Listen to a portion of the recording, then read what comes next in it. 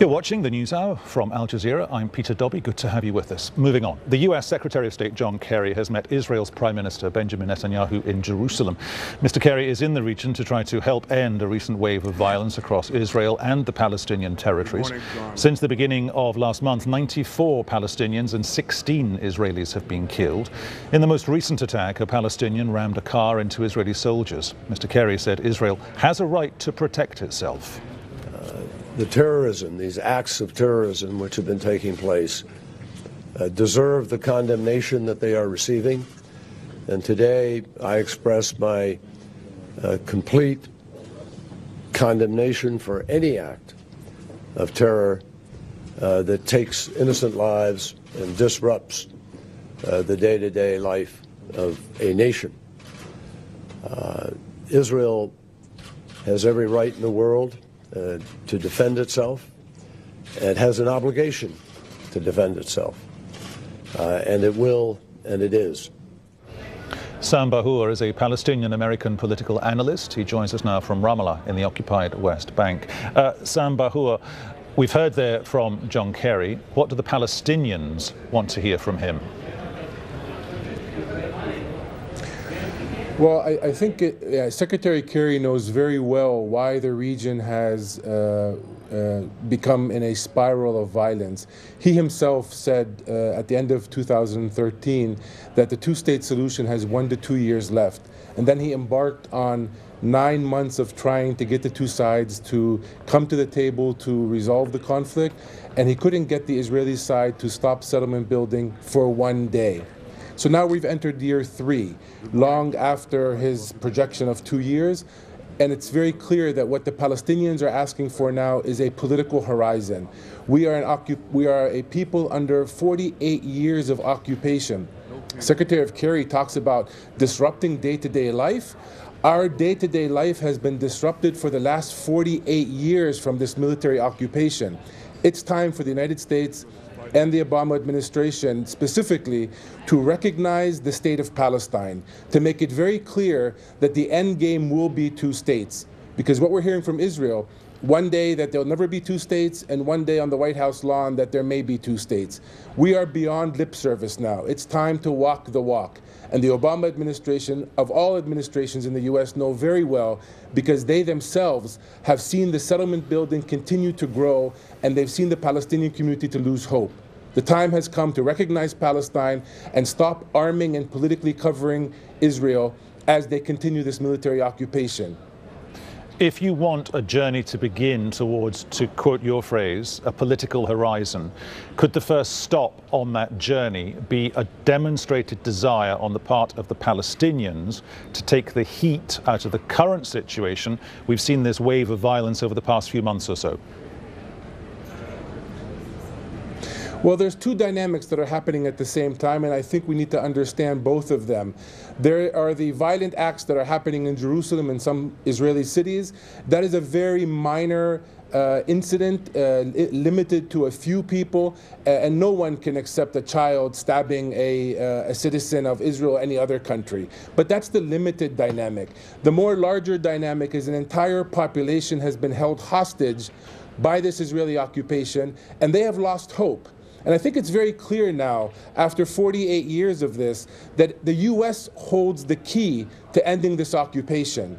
It doesn't make sense for the Secretary of State to make yet another trip to Israel to pay condolences as they continue to fund Israel to the tune of $3.2 billion a year and cover for it politically. The US does have the key to move this process forward. It starts with a political move to recognize the Palestinian state. Without that political horizon starting, I don't see how we can reach another level of negotiations that would be serious. We've been negotiating with Israel for 20 years. All we've seen is the settlement enterprise move from 100,000 settlers when the process started to 580,000 settlers today. That cannot continue. And the wake-up call that's happening in the Palestinian street today through these mass demonstrations, which are disrupting the occupation's ability to do business, is basically saying that with the loss of hope, we should expect violence. It's not violence that we would like to have. We are actually dying to live.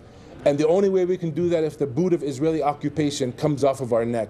Mr. Bahua, when you're talking about recognition, sir, can I suggest to you, with all due respect to you and your office, that that is a very, very big ask. That's a very large shopping list. If Mr. Kerry were to come up with one thing only today that would make you feel that he perhaps had nudged the Israelis onto being on the right road, what would that one thing be?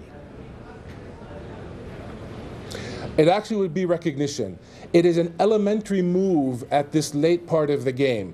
138 countries have already admitted the Palestinians into the United Nations. The state of Palestine is supported by the majority of the world. It is the US and 8 other countries, Israel being one of them, that is blocking the process for Palestine to start to be created on the ground in reality. So I don't believe it's a big ask. It's actually something that the Obama administration cannot take credit for starting if they would do it. It's the President Bush's administration, through the roadmap agreement, that acknowledged the state of Palestine being in the strategic interest of the United States. It's time for the U.S. to take that political move. This is a political conflict par excellence. As long as the politics cannot move forward, any minor adjustments on the ground is only buying time to the next round of violence. If we're serious about solving this, if we're serious about a two-state resolution, we have to give the Palestinians clear political horizon. That comes from recognizing the state of Palestine and getting the Israeli side to stop building settlements, which is eating away the land that that state of Palestine is meant to be built on. Okay, but when you talk about recognition again, just to interrupt you for a second, we've seen Madeleine Albright spending years getting on and off planes. Hillary Clinton, for years, nobody could doubt her enthusiasm when it came to being involved and trying to get traction to sort out the issues.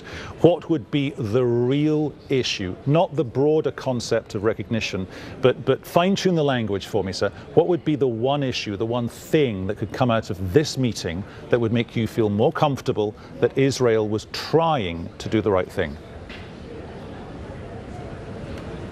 Well, first and foremost, the occupation is not only the separation wall that was built between us and our schools and between us and our farms. The occupation is thousands of little acts that the Israeli side has taken to make the Palestinian lives miserable. One, for example, is the 400+ checkpoints that are Israeli manned within the West Bank, separating Palestinians from their workplaces and their schools. So the Israeli side has a whole toolbox of items that they can take action on tomorrow morning to relieve the pressures on this community. And those apply to our water supply, to our frequencies, for us to be able to have telecommunication services, and for movement and access. The Palestinians in the West Bank and Gaza Strip would like to go pray in Jerusalem. If Israel's really serious about freedom of religion, then we should be able to go pray. 1.5, 1.8 million Palestinians in the Gaza Strip have been sealed off from the rest of the world to the point of where the UN says Gaza will not even be livable in 2020. So the Israeli side, with US pressure, can actually take a move tomorrow to remove the boot of occupation partially from our necks. They don't. What we see is that the US continues to support Israel regardless of what Israel does, mainly settlement building, which is eating the pizza that we're trying to divide, the land. Mr. Bahua, I'm going to interrupt you there, sir, but happens, listen, until settlement building stops. Thank you so much for joining us here on the News Hour on Al Jazeera. Good to talk to you. I'm the leading state sponsor of terrorism.